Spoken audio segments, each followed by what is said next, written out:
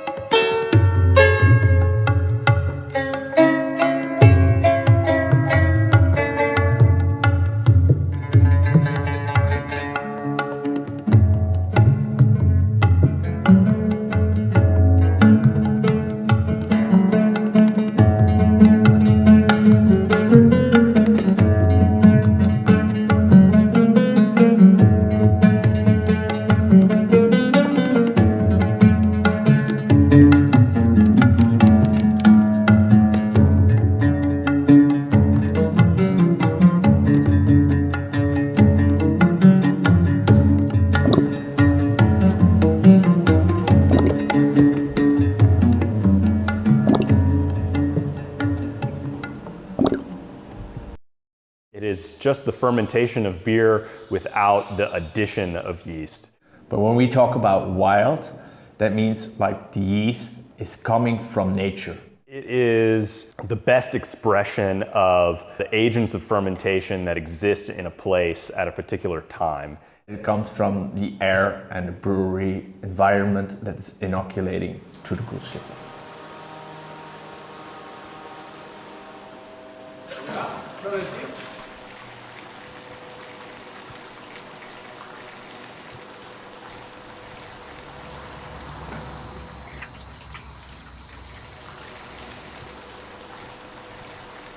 Il y a de la nourriture pour les levures ici, elles se manifestent, elles se mélangent, elles sont là, elles sont présentes, elles se réveillent.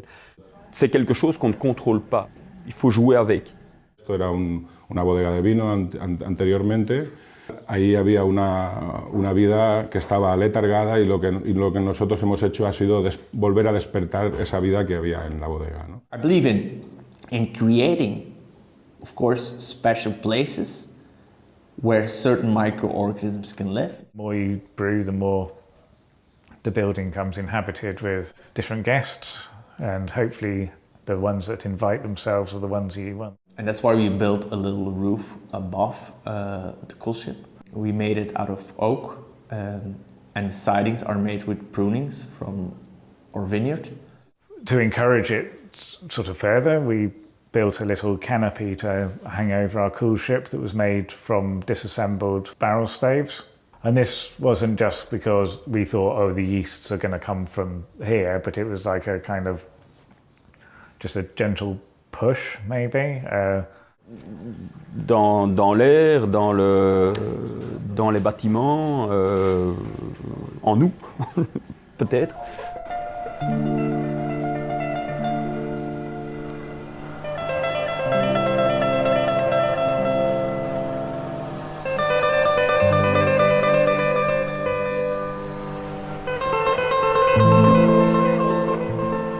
C'est ça où la nature, elle le fait plus que toi-même, parce que alors nous, on laisse le temps agir. It takes years and years of production. Au minimum 8 à 9 mois et qui peut aller jusqu'à 3 à 4 ans.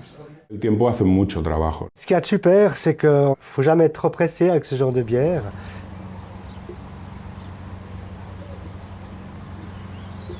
La primera vez que probé una, les dije, ¿cómo os podéis beber esto si esto está malísimo?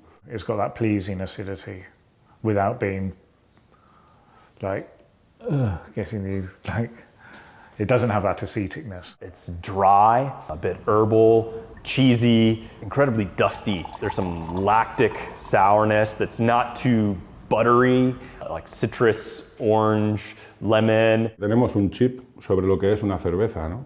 Además, durante mucho tiempo nos han tenido con un chip muy estrecho. If it's better or not, well, it's up to the people who eventually will drink it. But in my opinion, to my preference, it makes much better beer. Es un conjunto de sabores en tu boca, una explosión de sabor en tu boca. On parle d'une centaine de levures et de bactéries. Some people say there is about 80 different organisms in a lambic. People say it's only 40, some people say it's 30, some people say it depends. There have been academic papers that have come out recently saying that in these spontaneous fermented beers, there's oftentimes organisms that have never been plated before. Les dernières analyses précises qui ont été faites par l'université des Gants sur le lambic, donc ils ont suivi 2 brassins de lambic pendant plus de 3 ans. Eux-mêmes ont découvert encore de nouvelles bactéries et de nouvelles levures.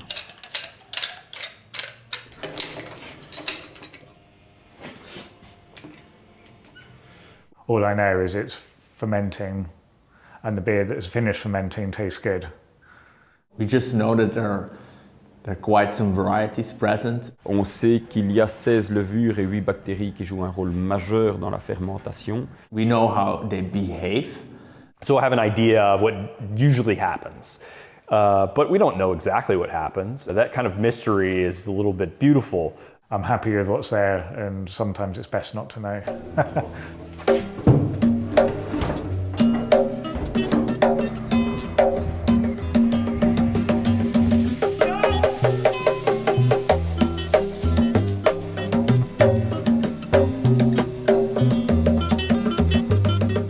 Tiene diferentes etapas este tipo de cerveza cuando está haciendo su trabajo en la barrica. Y muy largo además. La première phase de fermentation qui est très rapide, ce sont les entérobactères. Vient après la phase principale, la fermentation alcoolique avec les Saccharomyces. Qui vont fermenter la majorité des sucres. An alcoholic fermentation, when like foam is spitting out and stuff. Normalement, au bout de 3-4 mois, cette fermentation est terminée aussi. Si on assiste à une fermentation normale. Troisième phase, l'acidification. It's a lactic sourness. C'est là que rentrent en action les lactiques et les pédiaux. It's quite disjointed from the rest of the beer. We don't want any quick acidifications of lactobacillus. That's why we use enough aged hops. We prefer in all our sour beers acidification by Pediococcus. Et quatrième phase, le roi Brett arrive et va mettre tout le monde d'accord pour finalement rester seul maître à bord. C'est vraiment la levure la plus emblématique de ces fermentations spontanées, de par le caractère hyper varié que ça peut donner, bien plus varié que des levures classiques. On va de trucs super écurie à du super fruité. It's only after, let's say, 8 or 9 months that we see some funk appearing. Je vais me réincarner en Brett.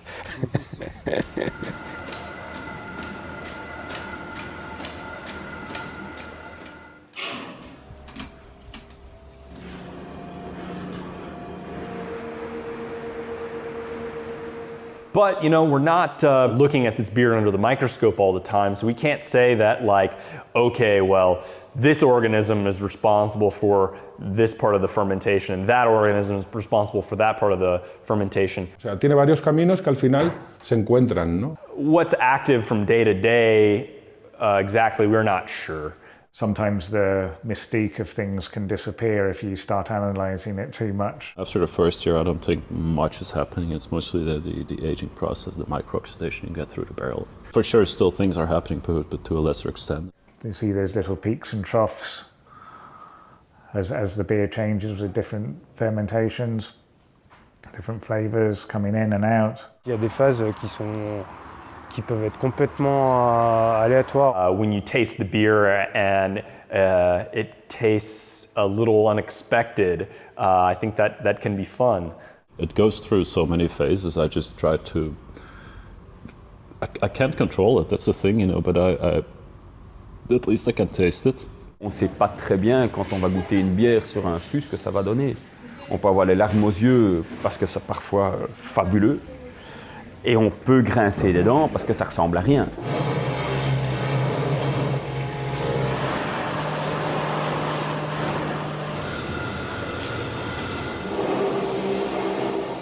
A lot of the flavor I have from in my beers comes from the barrels I use, because I use only the small barrels. The smaller a barrel is, the more impact it has on your beer. With a 400 or 500 litre barrels, of course there's less surface area than a 225 litre, and the staves are thicker, so the yeasts are going in, the flavours are more prevalent. Le temps total d'utilisation d'une barrique chez nous tourne entre 20 et 25 ans approximativement. The good thing about keeping a barrel for a long time is that there's the whole culture of all the wild yeast and bacteria. It also gets into the wood, and you can make like a more complex beer. So I keep some barrels apart that keep giving a nice touch to the beer. And it's not so much because of what was in the barrel before, but it's because of the blend of whatever is in the lambics, all the different lambics I put through the barrel. They create some sort of a flavor profile on themselves. The ones that get turned over for the spontaneous beers are ones that have usually contained mixed fermentation beers before that. So there's, of course, there's other yeasts alive in the wood. I'm just taking care of these barrels. I'm not making the beer. I hope the beer feels fine in the barrels, and if I blend them, they feel good in being blended together. Sometimes there's specific barrels that you know have like always produced great beer, and they're like little favourites.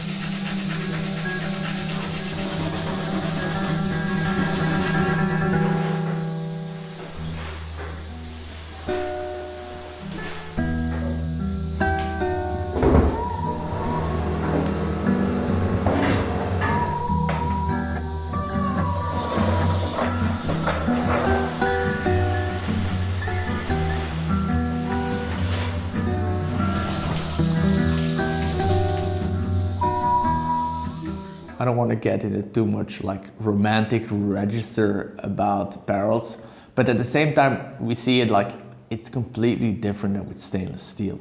When you're stainless steel, you're very much in control. You can like tell the beer more or less what to do.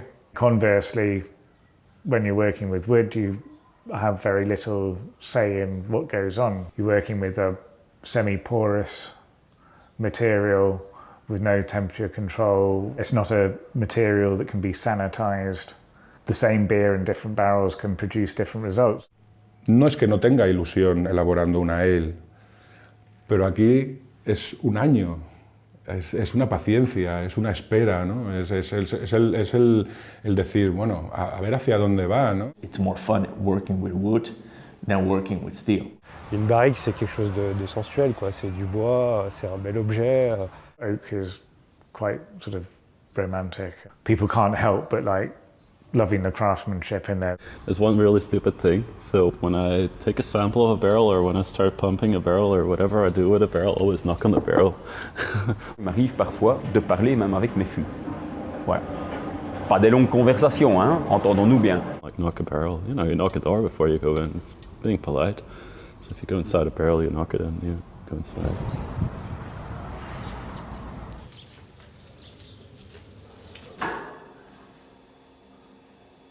Je vais systématiquement, en fin de journée, avant de partir, je vais voir le mou sur le bac refroidissoir, tout le temps. Je suis quasiment seul dans la brasserie, tout le monde est parti, les portes sont fermées.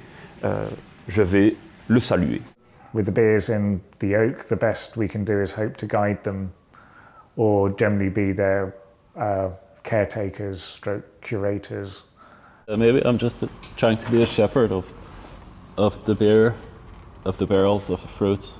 Tú la pones en el camino, pero al final es ella la que manda. O sea, tú tienes que ir siempre detrás, vigilándola y cuidándola. Je considère ma bière comme un partenaire. Je ne contrôle pas, je ne domine pas, je travaille avec.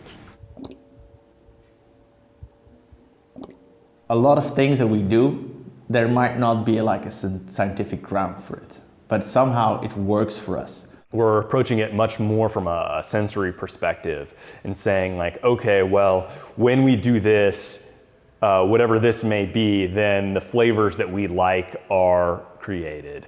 Or when we don't do this, that does something bad. So we make sure that we do the right things to develop the flavors that we want in our beer. We're still experimenting with it, with different techniques of mashing. It's the main tool that a sour brewer has. We adjust the pH just to make sure it's safe. And then once it's in barrels, there's no intervention other than trying to make sure the room doesn't get too cold. El control de temperatura no existe, es una temperatura natural de la bodega. Sí que juegas con las corrientes de aire a lo mejor para mantener un poco más, en según qué momentos, una temperatura más baja. We take some pH readings, but it's not something that we track terribly close. I don't measure anything really. The only thing I measure is gravity. Usually before I put it on fruit and then after fruiting and before bottling. That's the only thing I measure. The thing is, since there's not much control, we might take a reading, but we're not taking any action based off that reading. That lack of control is what's interesting. It's easier maybe to measure every parameter, but then the art of that's art in this whole thing gets lost a bit, I think. And at some point there's maybe a risk that you might blend based on numbers instead of on flavors.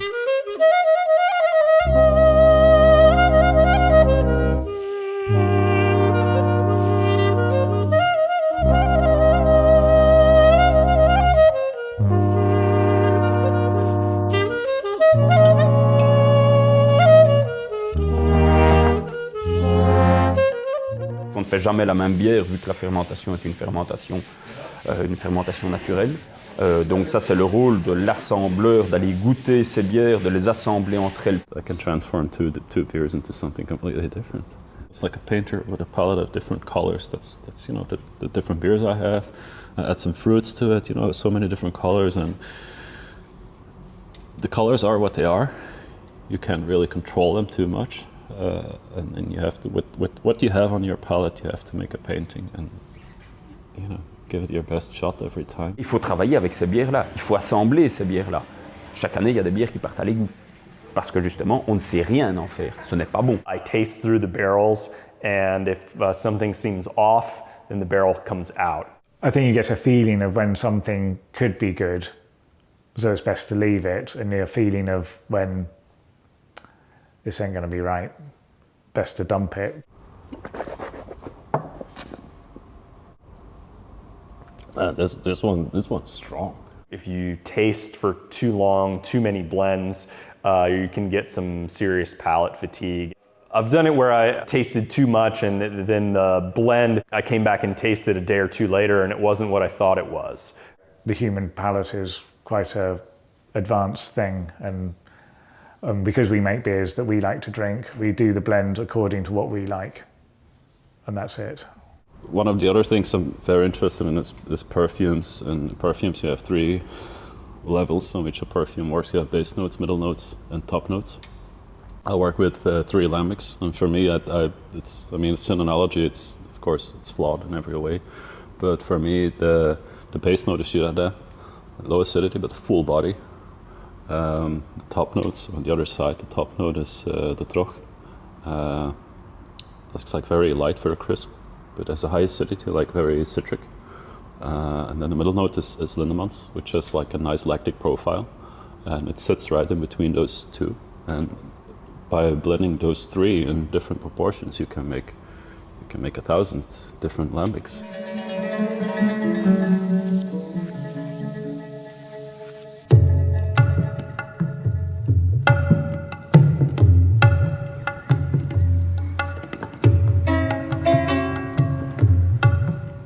Mes inspirations viennent principalement du monde du vin. There's so much inspiration I get from food I eat, from things I see, from things I smell, places I go to, places I hear of. Think about beer in relation to people. I'm today mostly inspired by herbal traditions, like the older herbal traditions of the 19th century that we still see in a lot of the liquors. I'm inspired by where we live, where the brewery is set. It's not the most dramatic countryside in the world, but it's very beautiful. I like being outdoors. I see very little inspiration in industrial estates. Et quand on discute finalement avec des producteurs de fromage au lait cru, des boulangers qui travaillent du levain, quand on discute avec un producteur de salaison traditionnelle en Italie, c'est de la fermentation aussi. Et donc discuter avec tous ces gens, voilà, on met tout ça dans des petites cases. Et puis parfois quand on cherche quelque chose, eh bien, on peut rouvrir ces petites cases et on peut parfois ressortir des choses absolument auxquelles on n'aurait absolument pas pensé avant. Let's make a beer that mimics what you feel when you're there. One of those beers I'm going to make this year is a beer that makes me think about Portugal. I see it with a lot of natural winemakers that I admire. You really see them in the wine that they make. And that's also what we hope to achieve with beer making. It's a very personal reflection.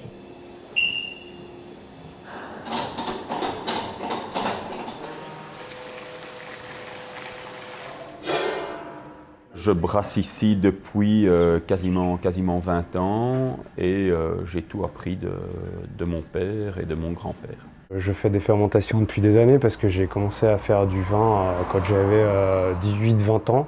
Desde hace 2 años elaboramos una cerveza de fermentación espontánea. Quand j'ai commencé à faire des bières, je me suis dit pour faire du vin, on n'a pas besoin de levure. Ça part en fermentation tout seul et la bière, ça doit pouvoir marcher tout de suite pareil. Había ganas de hacer algo así. Yo lo único que quería ver si fermentaba y qué carácter cogía. Si luego aquello era imbebible, pues se tira o... 5 years ago, I was helping out at a local winery. We were bottling some wine. And then he told me, oh, I don't need this barrel anymore. Why don't you take it home and fill it with that beer you're always talking about, the beer in oak barrels. So I put the barrel in the car and I drove to Brussels and I went to different Lambic breweries and each of them put some Lambic in it and then I had a barrel full of Lambic. Pour moi, c'était un peu un accident. J'avais un voisin qui avait fait fermenter des fruits, c'était de l'abricot. Et puis moi, quand j'ai senti cet abricot fermenté, ça me rappelait justement certaines bières lambiques que j'avais bu en Belgique, ça me rappelait des hautes brunes, il y avait toute une complexité de micro-organismes là-dedans. Je me suis dit, ah mais je devrais essayer de faire quelque chose avec ça.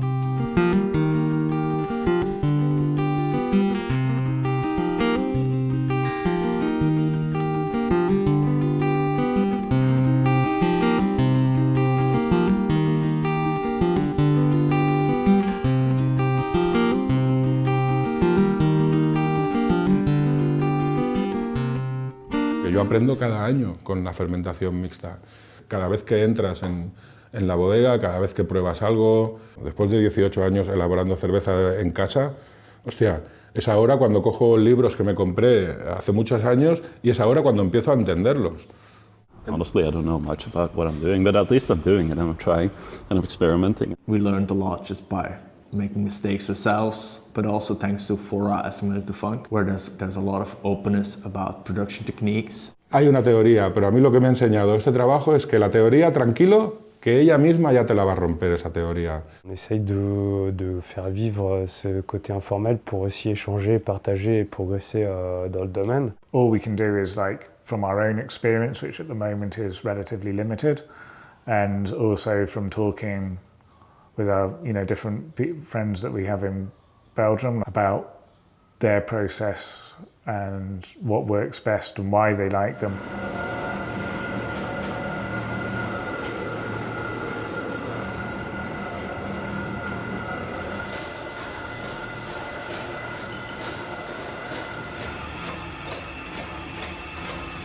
Yo Bélgica no la conozco. Quand j'ai commencé à brasser, j'ai quand même très vite fait un voyage en Belgique. The first beer that sort of changed how I thought about beer was Orval, and I'm drinking it in 1995-96. J'ai eu la chance quand j'avais 20 ans de partir en Belgique et de découvrir vraiment la bière belge. J'ai trouvé qu'il y avait quand même une relation entre les bières lambiques et puis certains vins assez acides suisses de Chasselas. I spent loads of times in different Lambic breweries. Brasserie Cantillon y Hydrefontaine. Para mí son 2 puntales dentro de mi trabajo en la barrica. I can drive from here to the centre of Brussels in 5 hours. It's like everyone else is getting obsessed about going to San Diego and wherever else, and that's great. But there's more the inspiration for around the world comes from like places that's not very far from here. Ellos han valorado mucho nuestro trabajo y para mí eso es.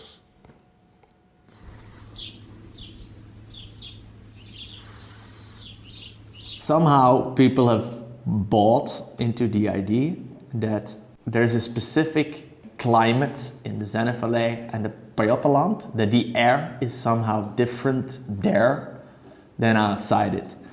I think that's a little absurd to maintain. For a long, long time, there was this idea that they could only come from a particular region in Belgium. While I agree that place makes fantastic spontaneously fermented beers, I think that those kinds of beers can be made anywhere. Because as different studies have shown, like this is dependent on so many factors, like the weather. A storm can change like for hundreds of kilometers the presence of microorganisms. So many other elements can change it. They don't care about borders. Fermentación espontánea se puede hacer en todos sitios. Luego hay que ver si se puede beber o no. On peut faire des bières de spontanées qui peuvent parfois être très bonnes, absolument, absolument partout. Quand je dis absolument partout, il est bien évident qu'il faut quand même un hiver correct et des nuits froides pour que ça puisse refroidir naturellement à l'air libre. You have these organisms as Saccharomyces, as Lactobacillus, as Pediococcus, as Brettanomyces, all over the world. You can do wild captures everywhere and you will find them everywhere.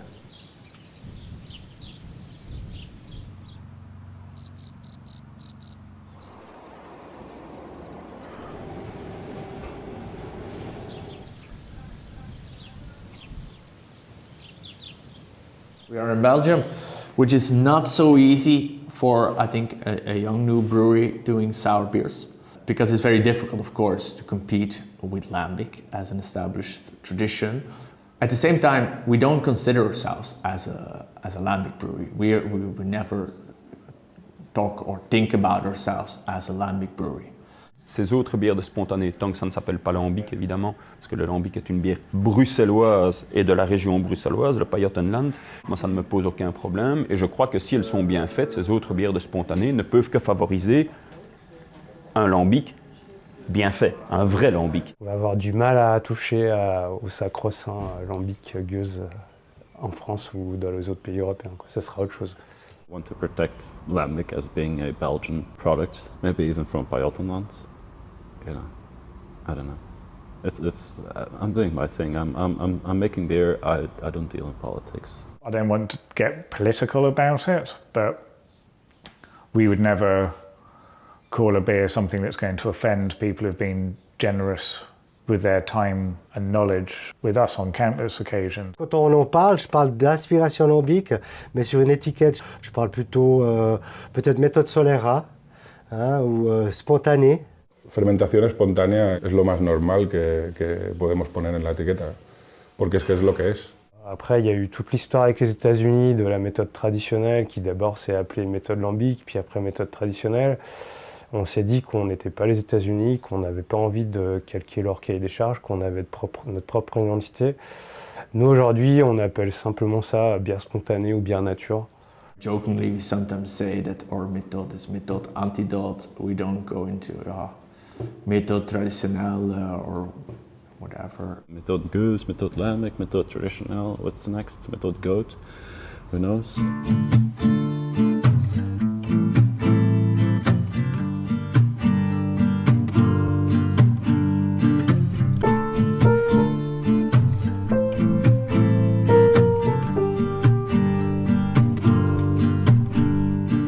Buscamos hacer Lambic, por lo tanto el trabajo es fermentación espontánea, pero con las levaduras y buscando el carácter que hay aquí en nuestro entorno. That's what the next kind of frontier is. It's not trying to mimic the flavors. Le travail sur les bières spontanées, il n'est pas du tout venu d'une espèce d'adoration ou d'une envie de copier la bière, les spontanées belges.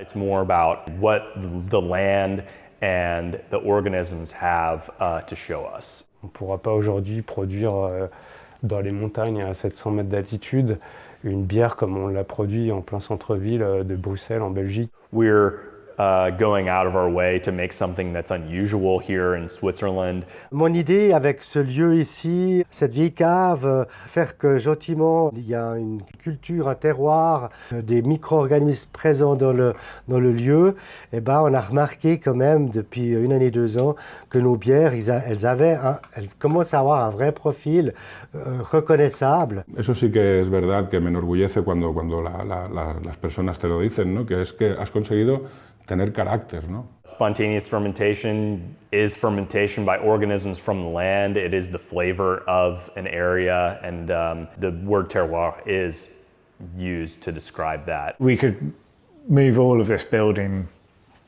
to Wales or Scotland and the beer would taste different. On veut un produit du terroir, donc on laisse faire la nature et on va mettre une barrique dehors qui va être à 35 degrés en été et à moins 15 en hiver, et on va voir ce que donne le produit.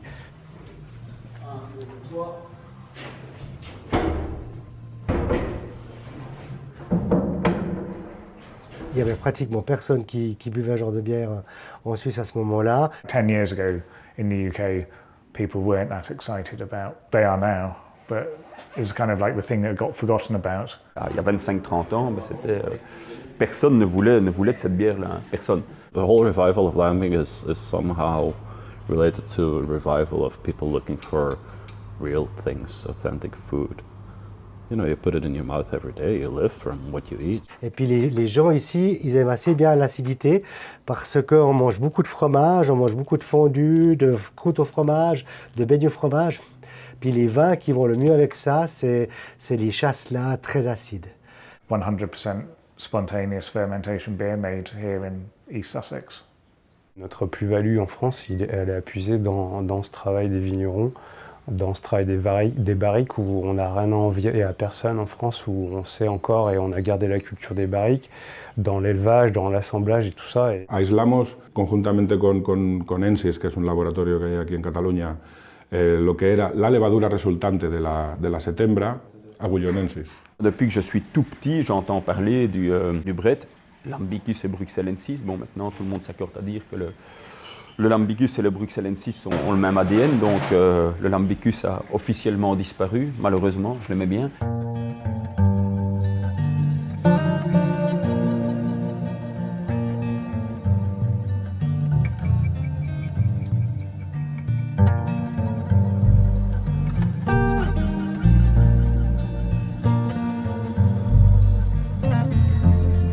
It's hard, of course. In literature, it's called the William Morris paradox. Números, muchas botellas, muchos litros de cerveza. No era lo que veníamos buscando. Labor as such is something good. And that's why we have to put all our labor and love in the products that we make. We have to make crafty things. We have to make beautiful wallpaper and beautiful tables and beautiful furniture. But the problem was, the way he produced products, they got so expensive that only the owners of the factories could buy it. So he was making, in his anti-capitalism, he was making products that only the capitalists could buy. That's a risk, I think, today with craft products. That's something we hope to avoid. It's small enough, so we hope to establish like personal connections with people. Vivir de otra manera con algo que en realidad mirar de pasar los días trabajando, porque trabajando hay que trabajar, ¿no? Pero también disfrutando de lo que haces, ¿no? No mirando el reloj a ver cuándo se acaba la jornada y vámonos a casa. It's not just about the beer that you buy. That it's about how you look at things, how you look at life, how you want to look at the world. You know, you're never 100% at the top of your game, but we can be good at making certain things. And then you can kind of, if you just do that, then you don't learn. And if you don't learn, you get bored. I love what I do. I think it's all about having fun and, you know, like the friendship part and the fun part. That's what's most important to me.